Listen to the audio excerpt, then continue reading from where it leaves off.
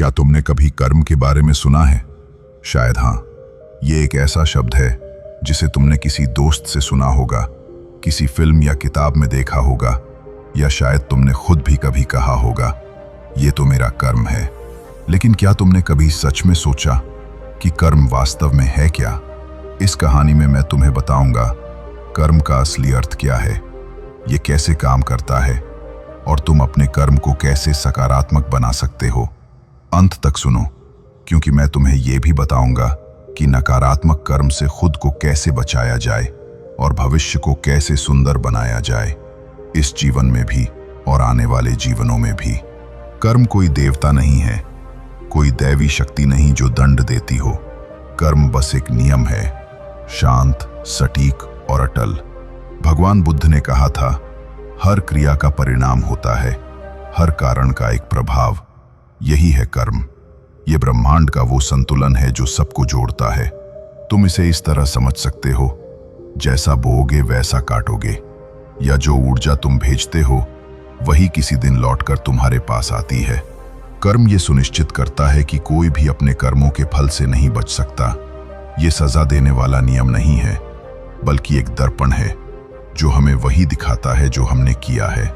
अगर तुम्हारे कर्म दूसरों को चोट पहुंचाते हैं तो वो ऊर्जा लौटकर तुम्हें भी छुएगी, शायद आज, शायद वर्षों बाद, या किसी अगले जन्म में। कर्म की चाल धीमी है, पर न्याय हमेशा आता है। चाहे तुम्हारे कर्म कोई देखे या ना देखे, कर्म उन्हें दर्ज करता है, क्योंकि कर्म किसी मनुष्य द्वारा नहीं बनाया गया। ये ब्रह्मांड का प्राकृतिक नियम है। बुद्ध ने कहा, कर्म केवल एक जीवन तक सीमित नहीं है। हम जो बीज बोते हैं वे जन्मों तक चलते रहते हैं। उन्होंने ध्यान में अपने पिछले जीवन देखे और पाया कि हर जन्म, हर सुख दुख किसी न किसी कारण से जुड़ा है। इसलिए जब तुम अमीर परिवार में जन्म लेते हो या संघर्ष भरे जीवन में, जब तुम्हें बीमारी मिलती है या सेहत, ये सब संयोग नहीं है। ये पुराने कर्मों के बीज हैं जो अब फल दे रहे हैं। पर याद रखो, कर्म सजा नहीं है, ये सीख है। कर्म तुम्हें डांटता नहीं, पुरस्कार भी नहीं देता। वो सिर्फ तुम्हें तुम्हारे कर्मों का प्रतिबिंब दिखाता है, ताकि आत्मा अनुभव से सीख सके। हर चुनौती, हर दर्द, हर आशीर्वाद उसी शिक्षा का हिस्सा है।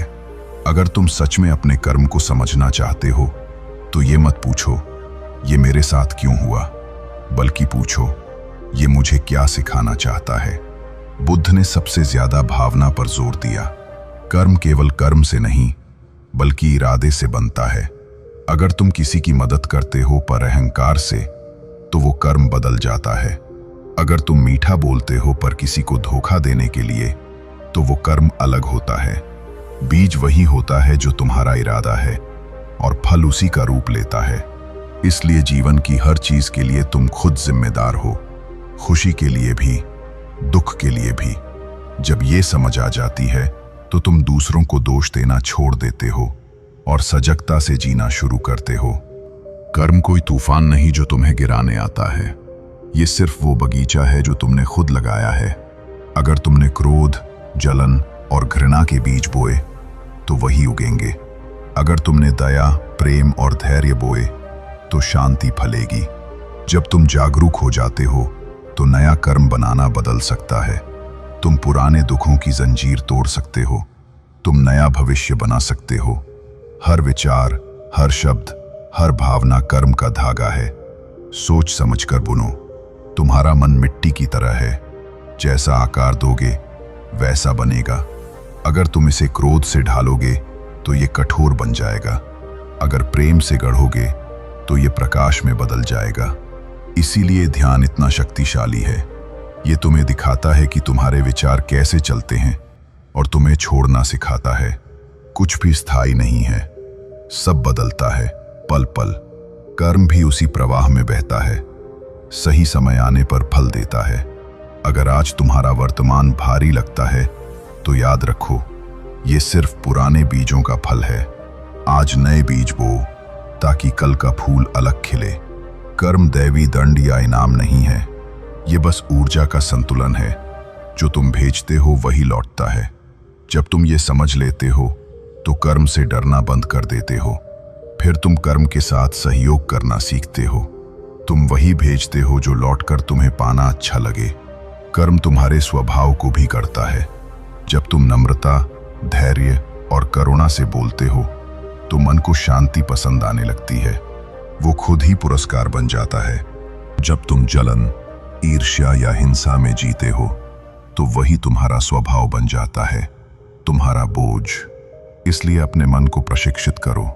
उसे सिखाओ कि नकारात्मकता छोड़ दे। उसे प्रेम करना सिखाओ, बिना शर्त के।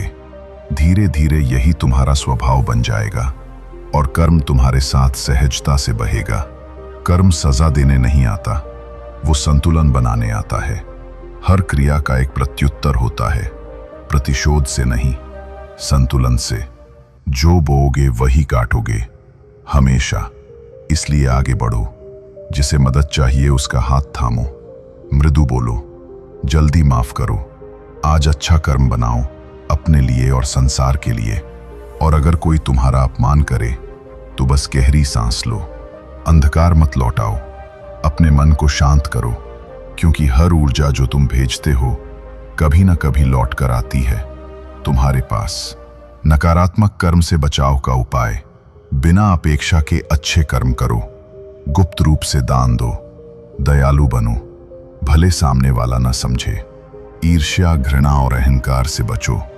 धीरे धीरे तुम्हारा कर्म हल्का होगा और शांति तुम्हारा साथी बन जाएगी, इस जीवन में भी और आने वाले हर जन्म में भी।